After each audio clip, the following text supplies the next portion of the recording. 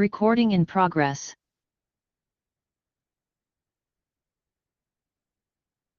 Okay, so last time we briefly discussed about some basic algebras and the complex numbers. So complex numbers, you're supposed to consider a complex number as a point on the plane. And also, well, and speaking of points, speaking of the point, well, actually we also introduced two basic coordinate systems for the point. So first one is a rectangular coordinate. In that coordinate, so we can describe any given complex number as x plus I times y. And on the other hand, we also discuss about the polar coordinate.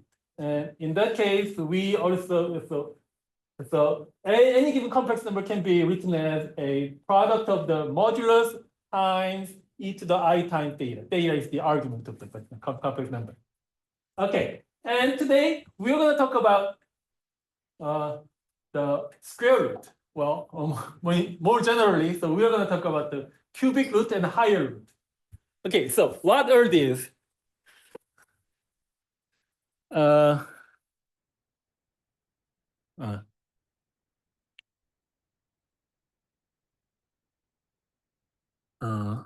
So the complex numbers.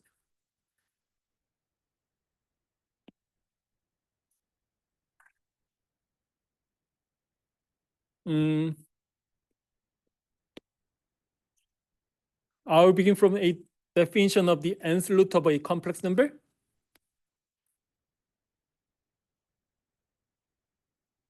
So this is our definition. W is any complex number, and I am defining the nth root of a complex number, which is another complex number such that z to the nth power is w. So yeah, so every complex number satisfying this relation should be called as a nth root of w. Okay. Okay. So there is a proposition.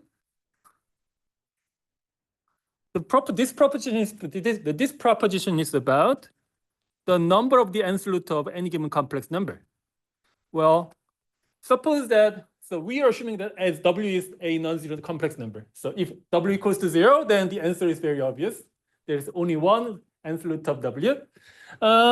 So for any given non-zero complex number w, so we have exactly n distinct nth root of w. Okay, so why is that? The proof is very simple. So if you can consider the polar form of the complex number w.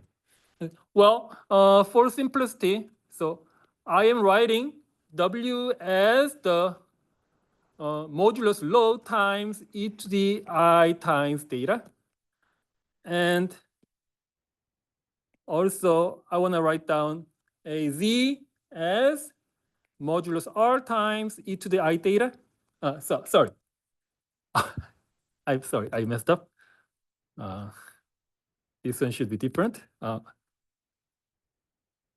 going to say the argument of w to be the phi, not theta. So, okay. And in order to be a nth root of w, so z and w, they must satisfy this relation, right? So r to the n times e to the I times n theta is supposed to be rho times e to the I times phi. And in order to be the same complex number, then this modulus must be the same as that modulus, and this one also must be the same as this one, okay?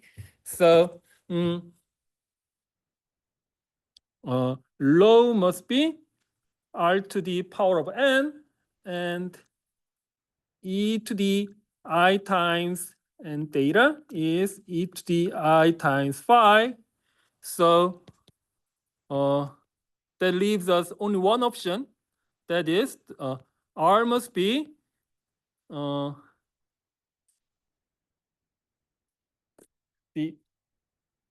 nth root of low.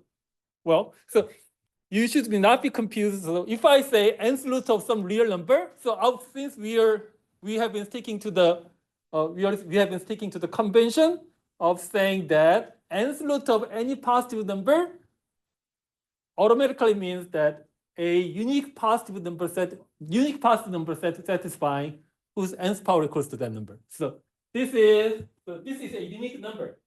So this is unique positive number. On the other hand, this guy must be the same as that one. So, am I right? No, not necessarily. In order to have the full generality, so I must put one additional term of 2 times integer times pi, right? So, so therefore, so rho, r, and theta and phi, they must satisfy these two relations. And it means phi over n plus 2k times pi over n. Here, so k is, of course, every possible integer, plus minus 1 and plus minus 2, and da da da. Okay.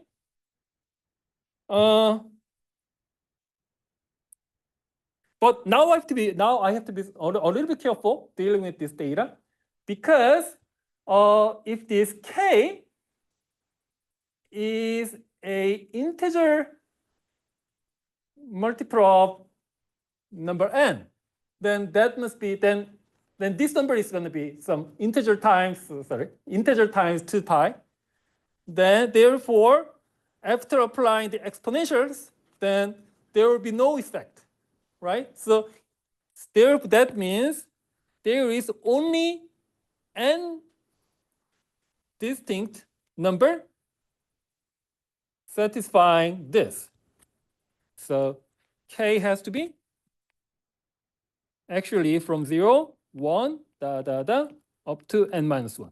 So if k is greater than n, then, well, after applying the exponential function, then that's going to be, again, the same number. These numbers are going to be repeating again and again. So, so because of this reason, so I have exactly n distinct nth root of w. Okay. So z is square root of low. This is a unique positive number times exponentials of I times this guy.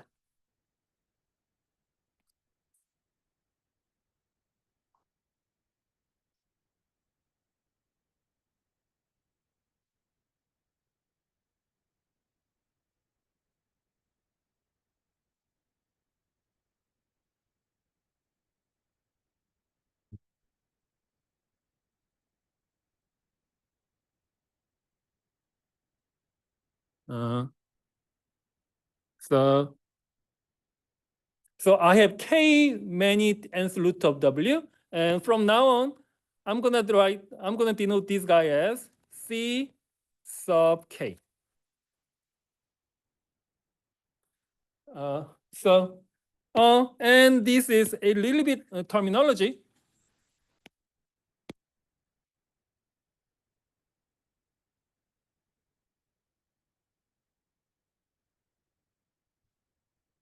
Well, actually, so this phi, even though the complex number w is fixed, this argument here, so you have like top 2 pi times the integer ambiguity of choosing this argument. But however, you can always choose this guy to be the principal value of the argument w, right?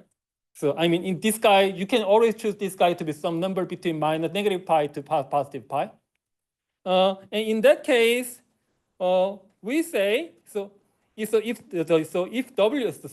this phi is the principal value of the argument, then the C0, in that case, the C0, which is the number obtained by plugging in k equals to 0, is called the principal root of W. Okay. All right. So let me turn to some exercise example of this. Okay.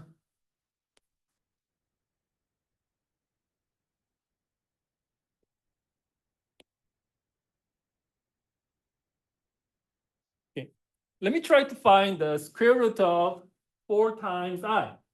So what are these? So according to our theory, I am supposed to find two different square root of 4 times I. Okay, and all right. In order to find that, then first I will need to convert this guy into a polar form, right? So 4i is supposed to be, whose modulus is clearly 4, right? And if I, and therefore its argument must be pi over 2 plus some integer multiple of 2 pi. So so that means low is 4 and phi is pi over 2. And since we are talking about the square root, so n must be 2, right? So 4i 1 over 2 is here the square root of the modulus 4 times e to the I times pi over 2, also divided by 2, so which is pi over 4 plus 2k pi divided by 2. And here, the possible numbers of k's are 0 and 1. So this is 2 times e to the I times pi over 4 plus k times pi. So these two numbers is more explicitly, these two numbers are 2 times, if k equals to 0, then e to the I times pi over 4, this is going to be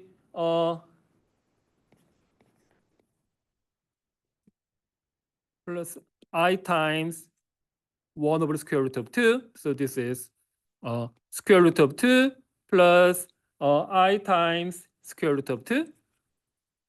And on the other hand, if k equals to 1, then this is what?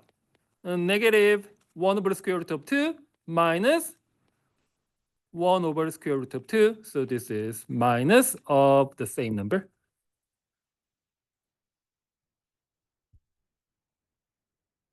Okay. So this is easy. So if you're paying attention to this example, so you can actually realize that if you want to find a square root of any complex number, then these two, the square root of that complex number must be always the opposite to each other. I mean, so if you can find one square root of that complex number, then the other one can be automatically found by just taking the negative sign to the first one. Okay. Okay.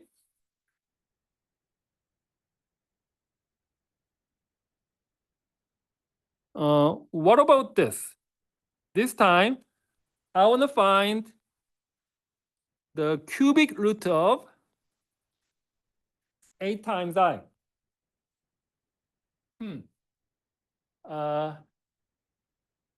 Okay. So this is going to be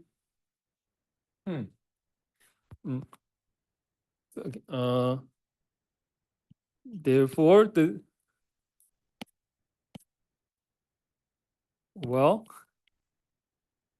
I'm going to make it quick. So since the modulus of this complex number is 8, so therefore the modulus of the cubic root of this, or the original number, must be 2, which is the cubic root of 8, and times exponentials of this is pi over 2, everything divided by 3, plus 2k pi also divided by 3. Oh, sorry.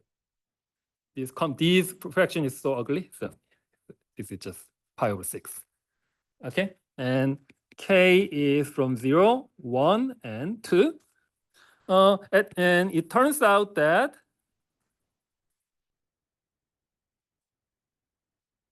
so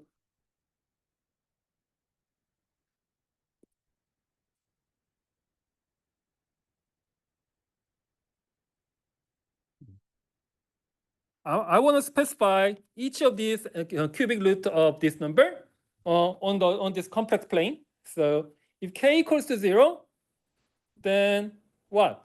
So this is a circle with radius 2 centered at the origin, and this one must be so. Our first cubic root should be located on this side of the circle. And if k equals to 2, then the other one, so the angle measured from the positive axis, rear axis, must be 150 degrees. And the last one should be somewhere located around here, I guess. Yeah. Okay. So these are the cubic roots of this number. Yeah. 고마워요. Thank you. Yeah, I missed I over here. I messed it up. Sorry.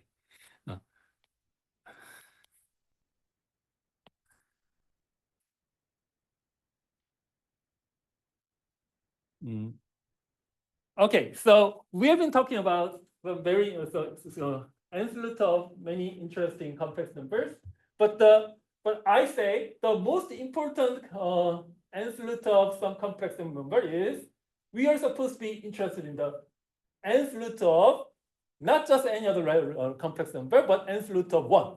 So in other words, you're supposed to be interested in the nth root of unity.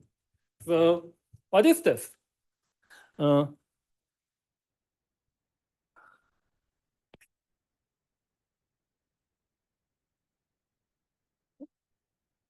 The nth root of 1 is called the nth root of unity.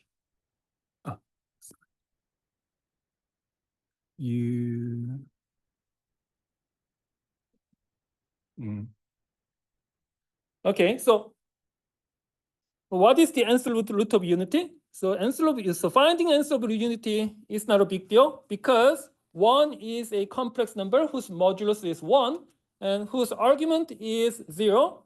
Therefore, nth root of unity must be time exponential of I times just 2k pi divided by n.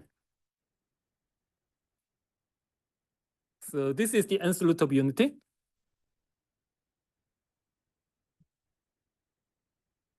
And well, our convention is that this number should be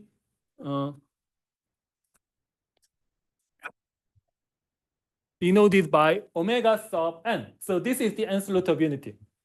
So placing the nth root of unity just means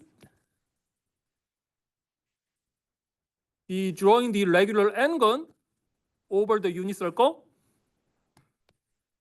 So for instance, beginning from the positive axis, it's the rear axis. And if you draw the n-gon over this unit circle, then these are going to be the nth root of unity. So in this picture represent the nth root. So 6 is the sixth root of the unity. So this is so the first one is going to be omega n, and the next number is, sorry, this is 1. This is 1. This is omega n, and this is omega n squared, and this is omega n to the third, and all the way up to omega n to the fifth. So this is the case when n equals to 6. Okay, so now the nth root of unity is very universal. So if you're interested in finding the nth root of any given complex number, because so this is our nth root of any given complex number w, but this part can be actually factored into exponential of phi over n part times the nth root of unity, right? So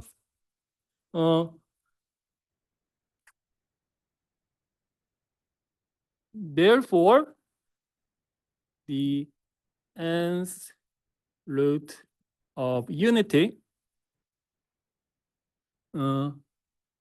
of any general complex number w, they can be written as C0 times nth root of unity raised to the power of k. Here, the C0 obviously means so the principal.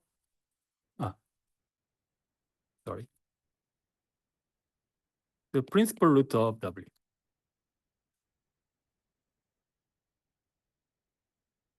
Okay, so actually, so you don't need to stick to, so this guy may not be a principal root of w. So just choose any root of any nth root of unity of w, and if you can find any nth root of unity, then you can, then what you're supposed to do is just multiply the nth root of unity and be raised to the power of k. Then that is how you're going to obtain the every single nth root of unity of any given complex number w.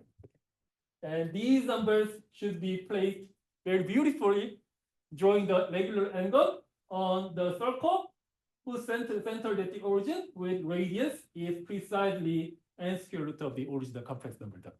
Okay. Okay. All right. Now we are turning to the next section, and we want to talk about the derivative.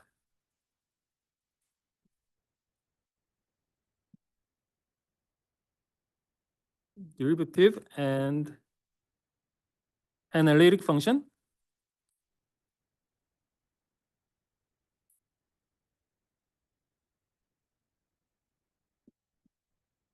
Okay, so from now on, so we will be talking about functions between complex numbers.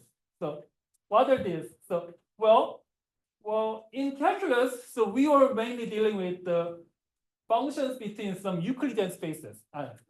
Euclidean space, I mean, so if you plug in, so for any given function, so you are supposed to plug in some real numbers, then the output is also going to be another real number. So this is what we call the single variable function between the real numbers. But this time around, so this is the real different scenario. So for any given function, if I say function in this course, then the domain of the function must be some subset of these complex numbers, and output is another complex number. So in other words, we are dealing with a function whose input is two-dimensional vector, and the output is another two-dimensional vector, right? So, and I believe so. And what makes complex analysis always trickier than the real single value single value calculus is you cannot visualize the graph of any given function. Why? So, well, we are human beings and living in the embedded in three-dimensional spaces. So our maximum possible. So what you can do is we can draw at most a graph of function whose domain is two dimensions. The output is just one dimension. In that case, the graph of such a function can be described by a surface embedded in R3, right? But since we are dealing with functions whose input is two dimensions, the output is another two dimension. So we cannot draw the picture of it, which is too bad. But anyway, we need to deal with them. And in order to do that, first I will need to talk about just a little bit of topology, two-dimensional topology. Okay. If you have any ideas about the topologies or the real analysis, then well, this is not a big deal. But if you are not familiar with the real analysis, then well, you're going to think a little bit, but it's not a big deal. Just easy. If you can understand some very basic examples of each of these concepts, then I guess you're okay with this. All right. So I will start from the plane topology.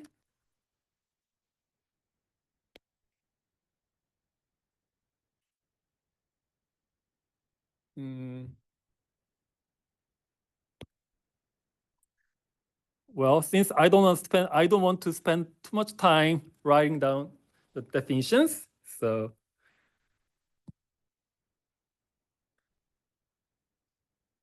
I have prepared a little bit of lecture note. And let me try to read line by line. Well, I just choose any random point from complex plane. So, well, if you don't want to say complex plane, then you can just consider this guy Z0 as some point in R2. Well, anyway, I have chosen some complex number Z0 and epsilon neighborhood, or sometimes I will just say just neighborhood. Epsilon neighborhood of point Z0 is just nothing but a open circle centered at Z0 whose radius is epsilon. Okay. I already said that open. The boundary not included. Right? And deleted neighborhood is slightly more different. Well, but not a big deal. So this deleted neighborhood should be considered as if not just the disk with radius epsilon, but this is actually a puncture disk. The center has been removed. Okay, so this is what I mean by a deleted neighborhood.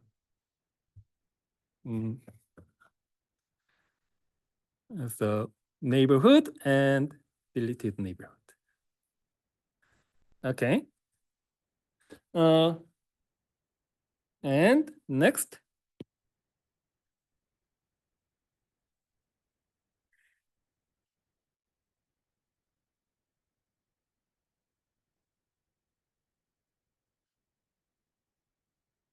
Even though I already mentioned the boundary, but well, I will need to give you the precise, rigorous definition of what I mean by the boundary. So I spelled out many definitions. Yeah, sorry about this. Yeah, I know this is going to be a little bit tedious, but yeah, thank you for your understanding. I have a point Z0. I have a set which is S, and what do I mean by the interior of S? Interior is a point is called the interior point if there is a neighborhood of Z0 contained in S. Okay. So, well, in picture, yeah. Suppose that this is my set S, and this is the complex plane.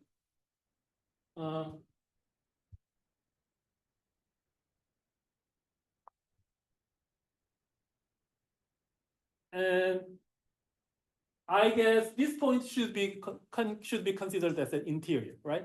Because if I choose my epsilon to be small enough, then you can imagine a disk which is centered at this point, and this disk is completely contained in the set S. So this is an interior point, and collection of all such interior points. Sometimes I'll just say the interior of S. Well, but however, the point that lies exactly between the outside or the inside world, this guy cannot be interior, right? Because no matter how small your epsilon is, your epsilon that's centered at this point can never be contained in the inside of S, right? Okay, so this is what I mean by interior. And what about exterior? If there is a neighborhood of Z0, which is disjoint from S, then we say that is an exterior point. So in this case, this point must be the exterior of the set S, right? Because in here, so you can easily imagine an epsilon, disk with radius epsilon that is completely disjoint from the original set S. So this is exterior. But however, well, this guy can never be the exterior point. Okay. And number 3, yeah, as you can guess, as you can expect, if a point is neither interior nor exterior, should be considered a boundary point. So this is clearly the boundary. Yeah, very intuitive, right? Nothing complicated going on here. And number 4, and instead of all boundary point is just called the boundary. Okay, so this guy is called the boundary. Okay. Okay. So interior, exterior, and boundary, and okay. Sorry. And okay, and another definition.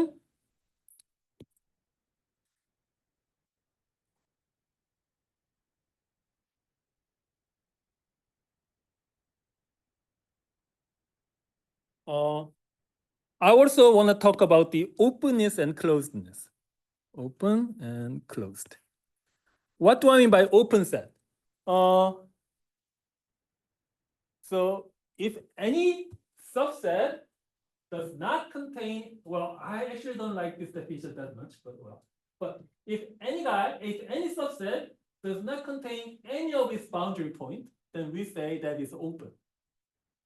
Okay. So the neighborhood, the epsilon neighborhood. Do you remember the epsilon neighborhood? So epsilon neighborhood is a perfect example of the open subset. And a set is closed if S contains all of its boundary. Okay. So I forgot to underline this. Closure. Well, so now suppose that you have any random set S, and this set S may not necessarily close, but the closure of a set S is a closed set, consisting of all points of S with union with the boundary point of itself, right? So, so if you suppose that you have a non-closed set S, but if you add, well, if you can include the set S itself plus if you add up all of its boundary points, then you have a slightly bigger set which contains the original one plus, and that is also at the same time closed. So in other words, the closure of a set should be considered, should be understood as a smallest possible set, smallest possible closed set that contains the original set S. Okay, that is what I mean by the closure. All right, and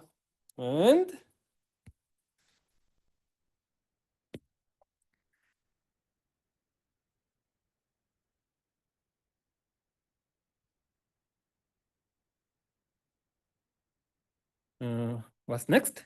And a connectedness.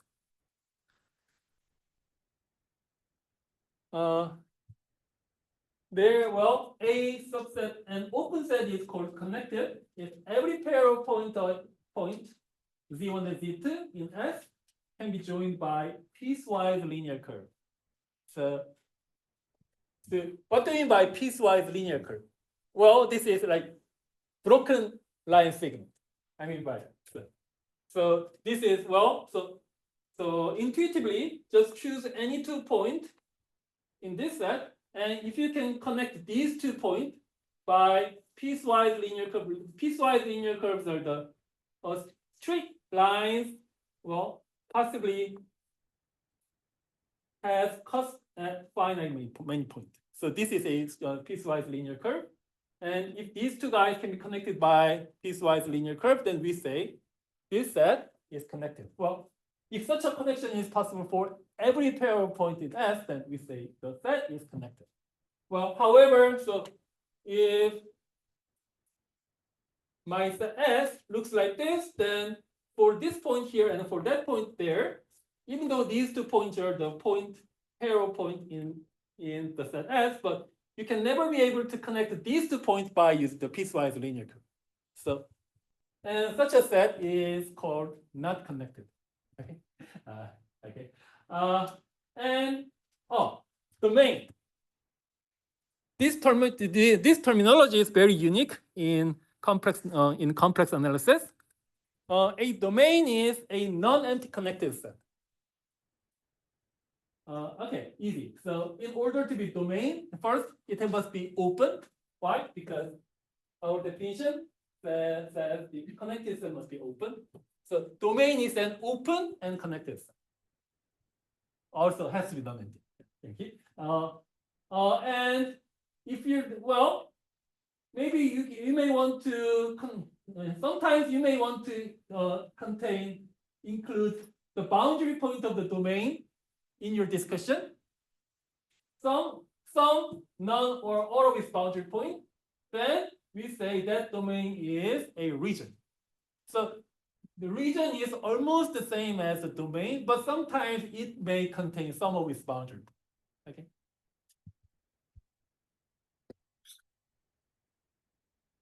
And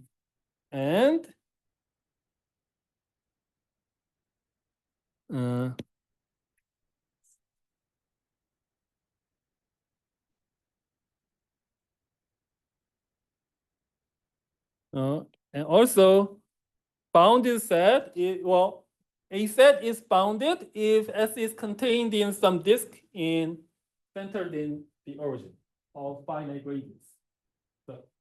So this is very self-explanatory. So if your set does not go to the infinity, then your set must be bounded. But if not, then it's not bounded. Okay. There's nothing much to explain here. And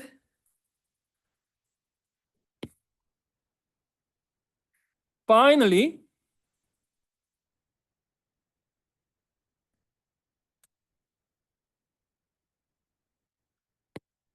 accumulation point.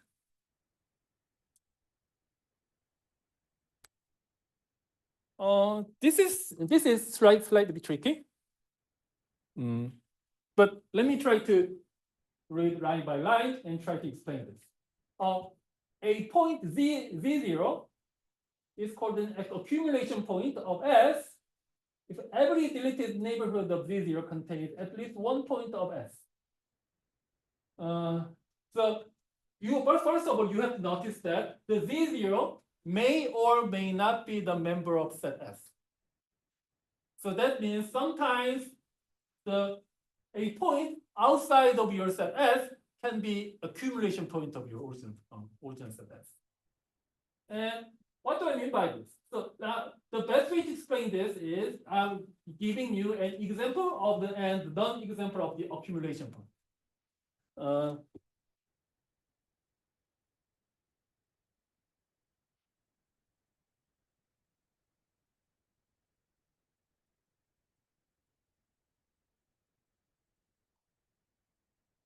The same set here. What do you say? Well, every interior point of this guy should be an accumulation point. Why is that? Because for instance, this guy is an interior point, and at the same time, this is an accumulation point. Why? Because just draw any circle centered at here, whose radius is epsilon, and also this one has to be the deleted neighborhood. So this original point must be removed. So you can consider this punctured disk of epsilon, radius epsilon, and this guy obviously contains this deleted neighborhood contains at least one point from set S. So this is an accumulation point. And what about the boundary point? Is it an accumulation point of set S? Yeah, absolutely. Because just draw any deleted neighborhood, but no matter how large or how small your epsilon is, then you can always find some point of S. So you can always find some intersection of this punctured disk with set S. Therefore, this is an accumulation point. What about the exterior point here? This is non-accumulation point. Okay. Yeah, this is easy. This time around, I want to talk about some discrete point.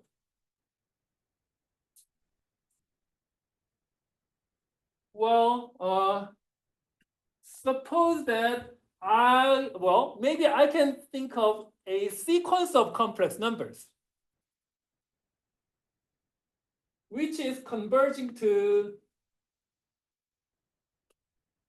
maybe around here.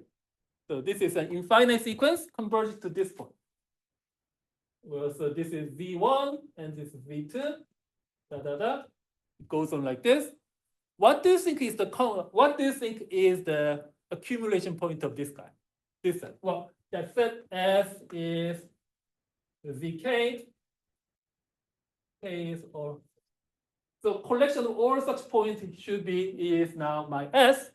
And what do you think is its accumulation point? Yeah, limit of this sequence is the accumulation point.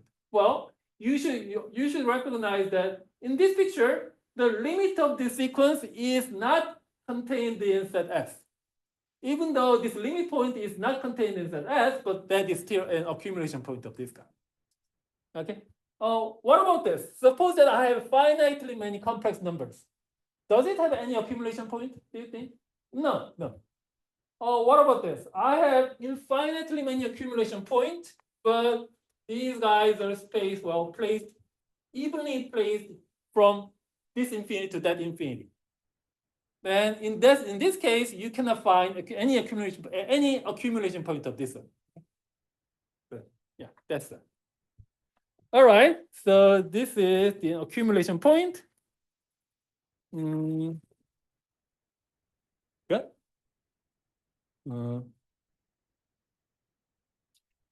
Okay. So I messed up. Yeah. All right. Now let me turn to a complex functions.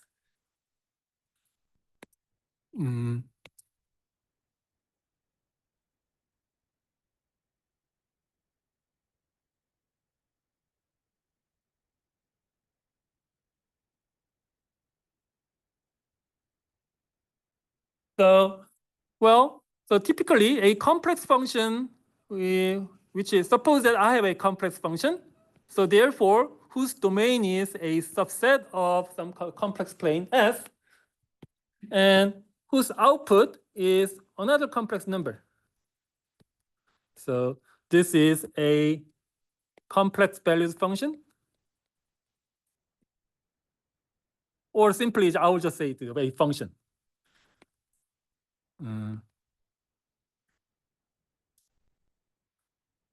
So, and most times, I'll just say W is f of z. But this W and Z, they are both complex numbers. And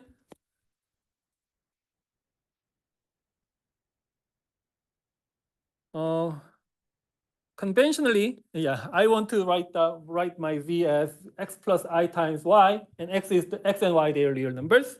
Then also, I want to say W is another complex number, and I already used a letter x and y, so I will just say U and V to be the real and imaginary part of the result function value of f of z. So U plus I times V is f of x plus iy, and well, this complex number should be also considered as a two-dimensional vector. So from time to time, I'll just write down this guy to be f of x comma y. So this is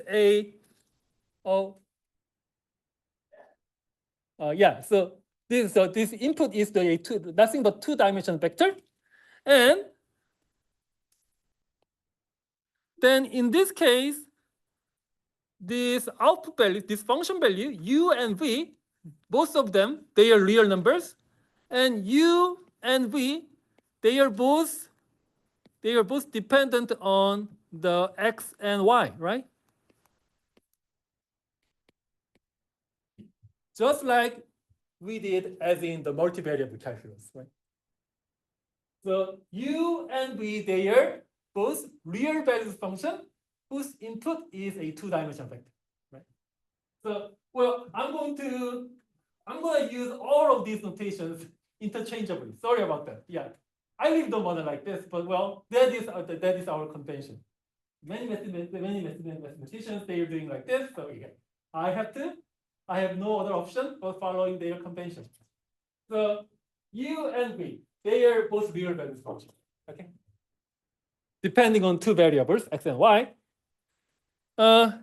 Okay, so before we begin any serious mathematics, so this is a warming up exercise.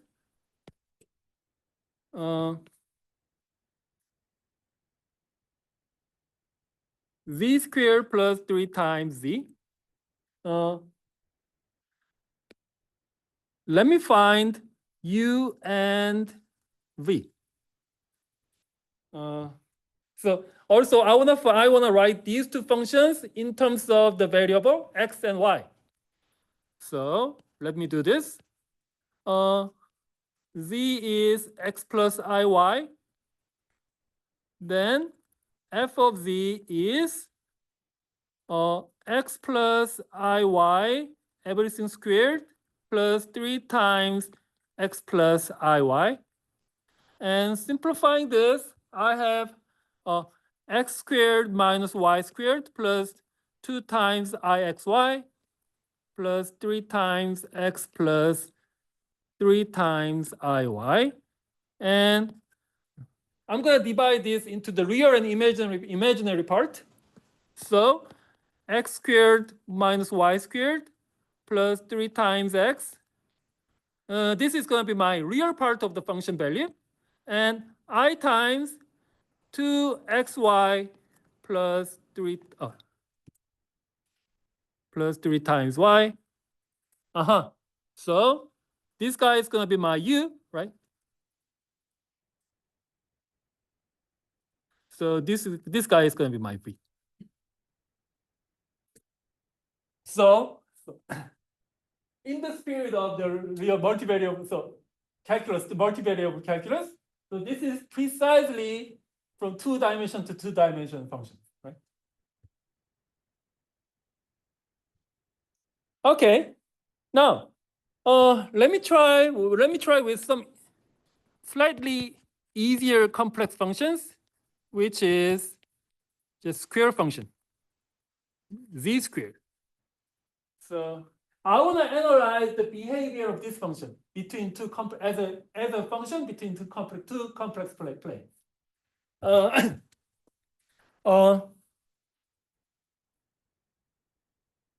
Well, again, setting z equals I times y, and this f of z is x squared minus y squared plus I times 2 times xy, right?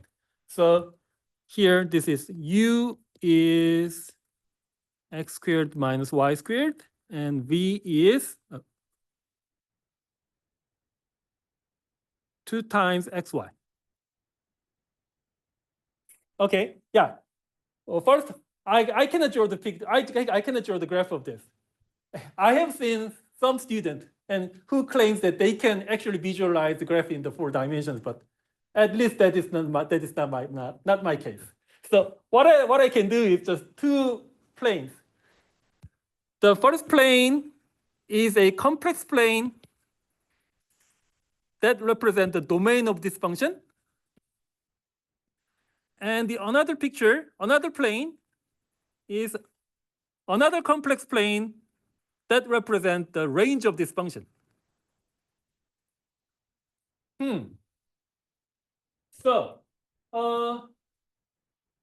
well, if I take a look at these two functions, u and v, very carefully, and suppose suddenly I feel like I want to draw a level curve of these two functions.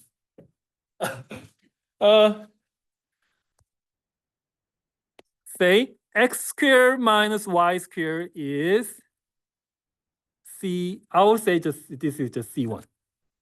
And this is my u, and v can be anything. So, well, in this case,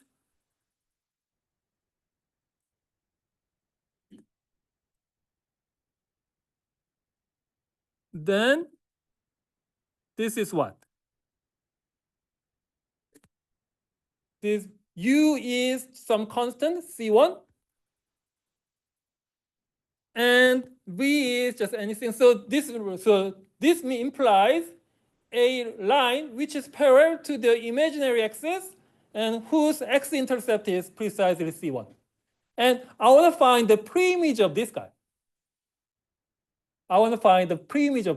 So what kind of curve is mapping into this red line over here? Well, x squared minus y squared is C1. So this reminds me of the hyperbola, right? So yeah, I have to be somewhat careful drawing this. And right here. And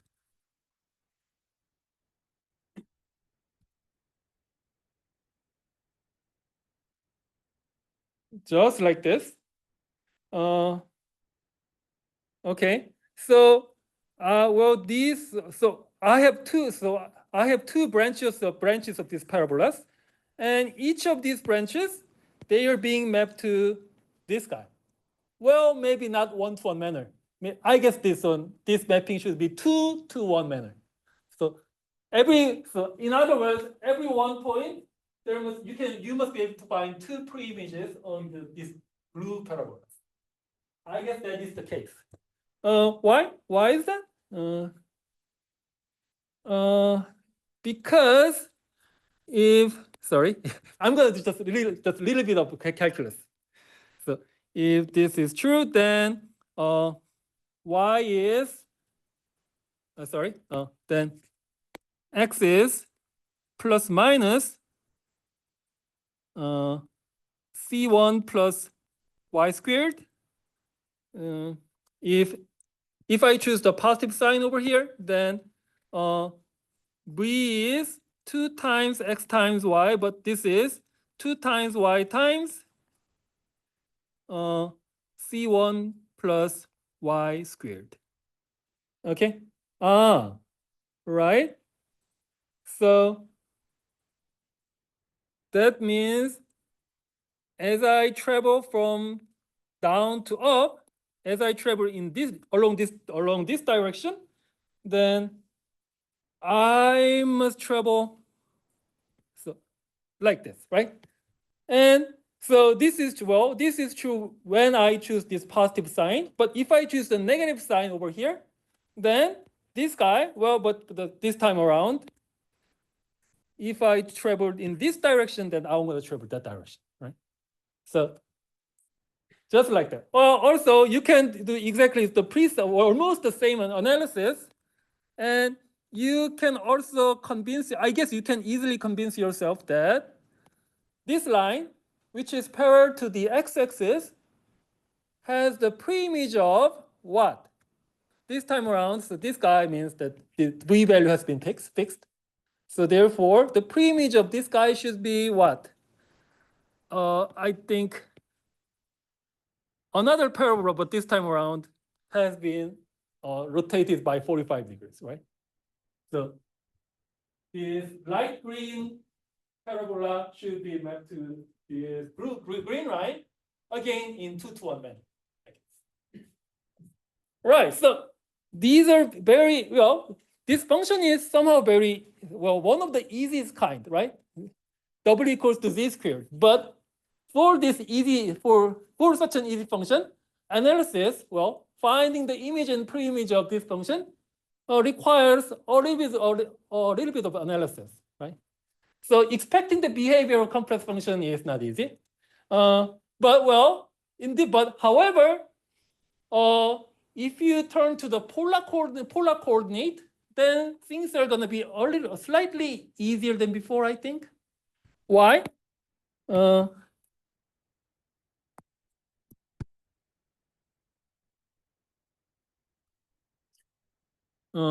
Well, in terms of polar coordinate,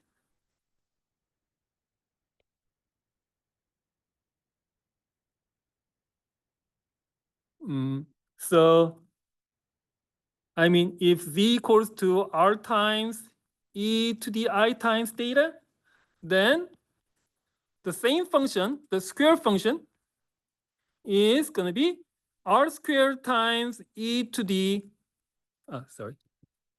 2 times I theta, right? So, so if you try to understand in terms of polar coordinate, then square function, well, I think, well, this is mainly psychological statement, but I feel a little bit comfortable working in polar coordinate, right? Because in polar coordinate, every complex number is plugged into this square function, then the modulus is now squared, and argument is now being doubled, right? So, so therefore, it works exactly in 2-to-1 manner. Right. So this guy is now mapped here, and this guy should be modulus. Oh, sorry. Modulus squared. Sorry. The modulus squared and the argument doubled. So this is why this curved line, curved parabola is now mapped to this straight line. Okay. All right. Okay. And in order to discuss the derivative, so now what I want to from now on is I want to discuss the differentiability, complex differentiability of this complex balance function. And in order to do that, we will first need to discuss the notion of the limit. Okay, so this is what I'm going to do for the rest of today's lecture. The first definition.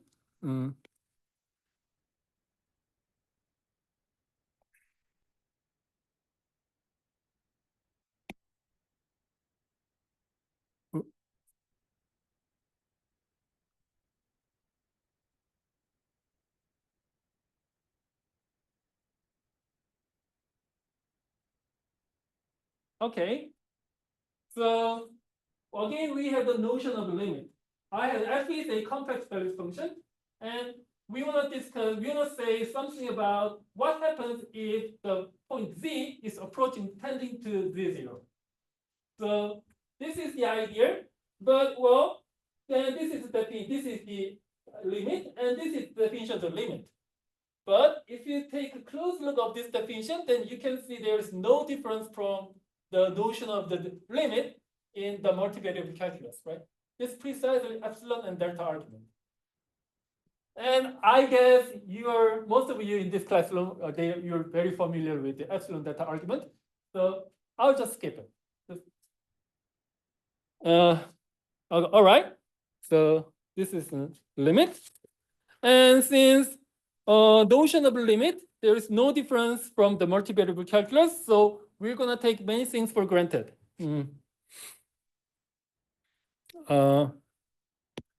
Like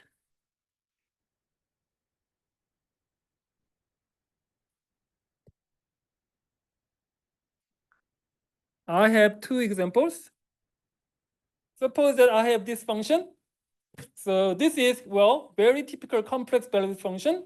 And I want to know what will happen if z is tending to 1. In this case, well, not a big deal. If in this case, what you're supposed to just plug in z equals 1 here. And you can easily convince yourself that the answer is I over 2. Okay. Now, so let me turn to slightly complicated involved example. I have another function over here, and this is z over the complex conjugate of z. And I claim that the limit of this guy doesn't exist. Why? Well, so basically this is the 2-dimensional limit. So I can apply the same trick, same argument as we did in the multivariable calculus. Suppose that the limit of this guy exists as z is tending to 0. So this is a plane. This complex plane represents the domain, and this is the origin. So therefore, if the limit of this guy exists, then no matter which. So there are infinitely many ways that z is tending to the origin, right? You can choose this route, you can choose that route, and you can choose any other route. And indeed, well, if limit exists, then all such a, well, the limit of this function along with any route to the origin must give you the same answer, right? But in this case, I can take these two routes. The first, this is route number 1, and this is the route number 2. So if I choose this guy to be my, if I choose to follow this path, then f of z is going to be x plus I times y and complex conjugate of z, so which is x minus I times y. But here y equals to 0. So this is just simply just x over x, which is 1. So if I choose to follow this path, then the limit of this one should be 1. But however, on the other hand, if I choose to follow the blue path along the imaginary axis, then f of z is just 0 plus I times y, everything over 0 minus I times y, which is -1. So these two values, they fail to agree to each other.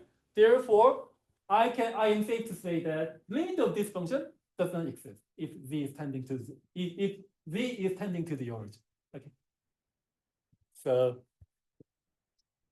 are you familiar with this argument? Yeah, I think most of you have at least encountered at least once in your lifetime this argument before, especially if you attended in multivariable calculus. Okay, but anyway, so but basically what we are doing is the multivariable calculus. So just let me freely borrow so many interesting theorems from the multivariable calculus. For instance, like this. Suppose that I have two complex functions, which is tending to here and there. Then if you add them together, then the limit of this guy should be this and should be that. And if t is not non-zero number, then this fraction, so the fraction of the limit of this fraction, it should be this guy. Okay, so I'm not gonna prove this. Let me just take this for granted.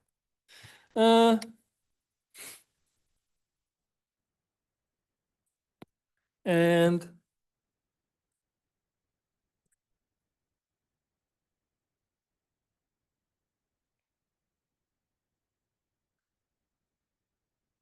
oh, sorry.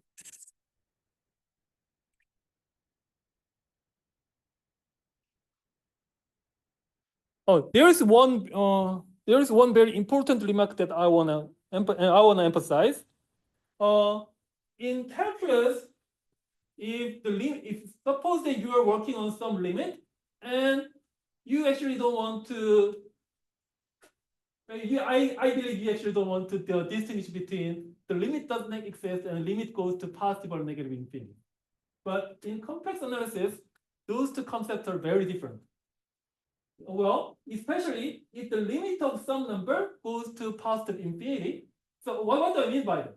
Suppose that you are working on the limit of some complex function, and suppose that the resulting number, the modulus of the resulting complex number is tending to infinity.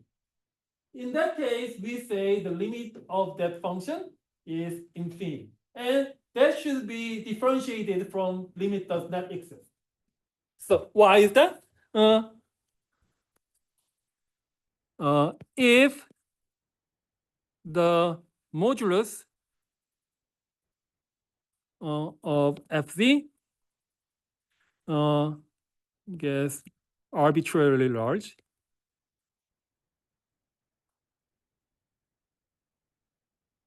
as z goes to z0, then we say then we say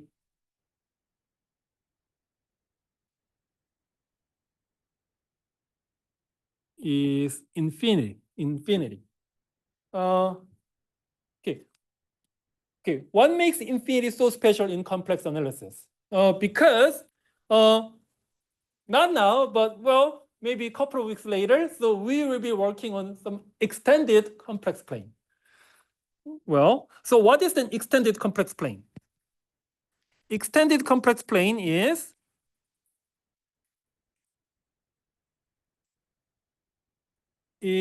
well, basically, this is complex plane union with infinity.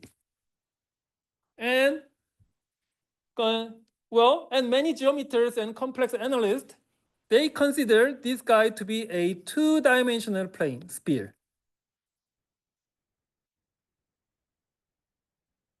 Why is that? Yeah, so, well, in order to explain this, well, I will need to explain the stereographic projection. So what is this? Yeah.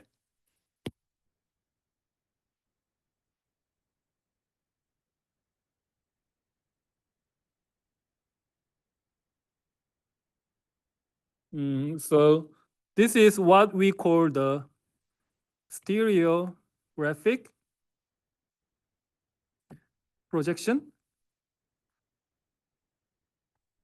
Basically, stereographic projection is a function which is a one-to-one function between the entire unit sphere minus the North Pole with the whole complex plane. How do you make such a how do you make such a nice one-to-one correspondence between these two? So idea is very simple. So this is a North Pole, and this is a complex plane, and this is a unit sphere, and the center of this sphere is the origin of the complex plane. So, well, what I'm doing here is, well, I put a line starting from the North Pole of this two-dimensional sphere, and make it end at some point on this complex plane. So if I draw this blue line here, then well, this blue line will make an intersection on this two-dimensional sphere right over here, right? So then this stereographic projection, well, will associate this point with this point on the sphere with this point on the complex plane. By doing so, every point on the complex plane will have a one-to-one correspondence with every point on this two-dimensional sphere minus North Pole, right? So more precisely, so here, so well, this one should be understood as a unit circle on the complex plane, and every point inside this unit circle should be corresponding to the southern hemisphere, right? And every point outside of this unit circle on this complex plane should be corresponding to the northern hemisphere, right? So this is the stereographic projection. But the idea is, so if I put one additional point, which I call the infinity, then if I put the infinity here, then putting just one more point on the complex plane. So therefore, the extended complex plane must have a one-to-one correspondence between this pair. This time around, the North Pole must be included. So therefore, this infinity point should be associated to the North Pole. So this is what we call the extended complex plane. And extended complex plane is essentially the same as the two-dimensional sphere. So, and later on, I really want to discuss about this complex plane. So therefore, so this is why we consider infinity so important in the complex analysis. So infinity and limit does not exist should be differentiated, right? Okay. Okay. This is another story for another time. And let me go back to our original track, which is about the continuity. So since we have discussed the limit, now this is time to discuss the continuity, right? Continuity is also not a big deal.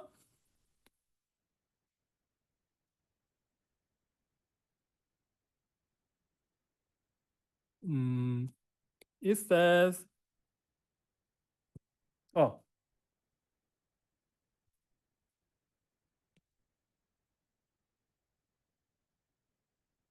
a complex function f is said to be continuous at point z0 if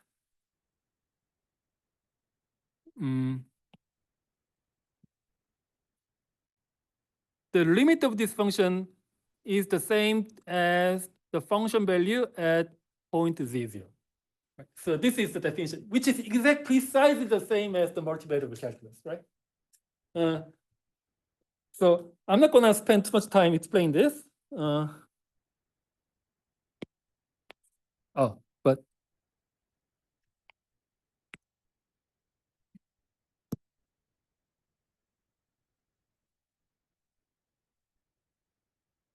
so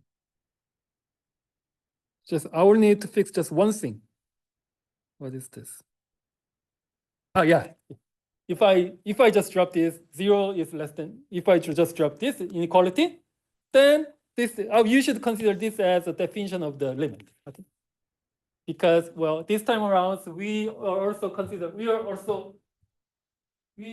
supposed to consider the point at precise when z equals to z0, right? Okay. Well, and so, well, therefore, since the definition is the same as the definition, so continuity on the real value functions. So, well, again, I can accept many theorems from the multivariate calculus as in the complex analysis. So, for instance, well, suppose that you have two continuous functions, then composing two continuous functions is again going to be continuous. Well, sum of two continuous functions is also continuous, and multiple of two continuous functions are also continuous. All such a things they are also true in the complex analysis. Okay. Okay. Now,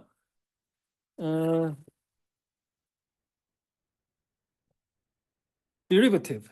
Yeah. So now I am supposed to introduce the derivative, but sorry, I don't have enough time for this.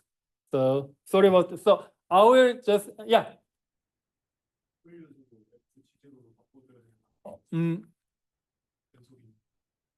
W0를 감사합니다. 죄송해요.